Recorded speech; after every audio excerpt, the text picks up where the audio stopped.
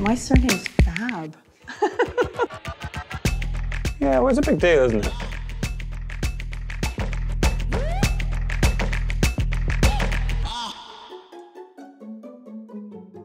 I think we always imagined that all the generations of women before us were perfectly happy to lose their maiden name and take their husband's name. And I'm sure that's not true. So in Britain, patrilineal surnames go down through the male line, down through the generations. Surname systems aren't the same all the way around the world. Yes, smash the patriarchy. What? I had read about a couple where the husband took the wife's name, and I thought, oh, that's interesting. You said it's our choice, and if it means that much to you, then I'll take your name. And I cried. But my dad was really confused, and it's his name. It's his name. He's just like, is that legal? It's like, yes.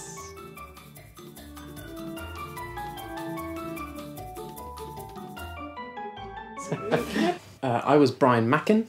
And I was Rona Wells. And then afterwards we were both Mackenwells. One word without a dash in between. And I really wanted us to be sort of all one name, sort of family unit. I believe there's a rabbit farm somewhere in the north of England that is called Mackenwells. There's only 3 of us in the world. Yeah, exactly. And a rabbit farm. And a rabbit farm. So my dad is called Clive, my mum is called Anne.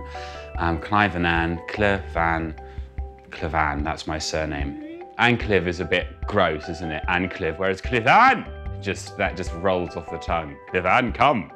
My parents didn't just want me to kind of lazily take the surname of my dad. And the second thing is that my mum really wanted people to know that I was Welsh. But my first girlfriend, Flora, we thought that if we had a kid, it could be called Flobbin, but...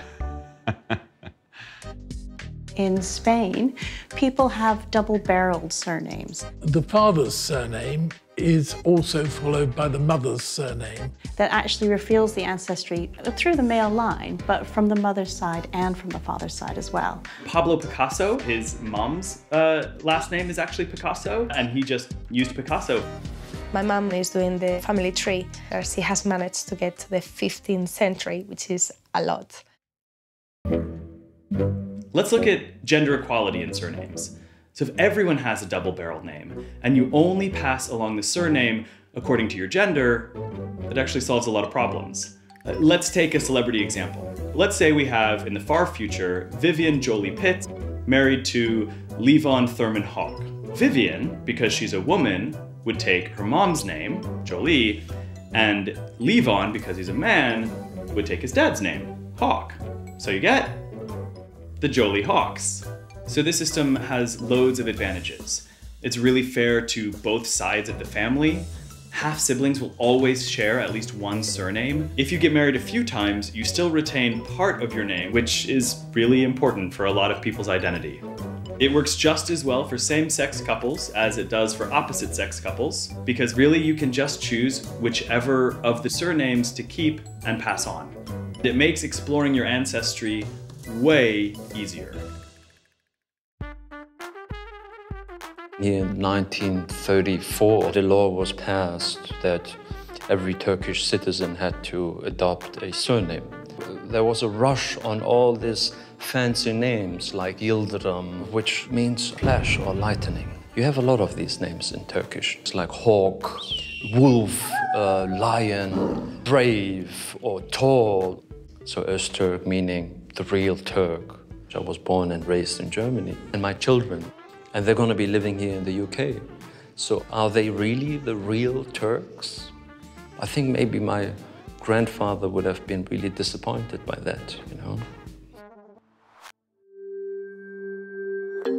One surname is used for professional communication, the other one is for personal. The online persona might actually be more significant than our legal documents because it provides much more information about who we are. People seem to accept A surname not as a matter of choice. That may be changing. If so, that's probably a good thing. So it has made me who I am, but that's part of a much broader picture about where the name comes from and the reasons for doing it. Just the fact that we have a choice, I think it doesn't matter what you choose, but choose actively.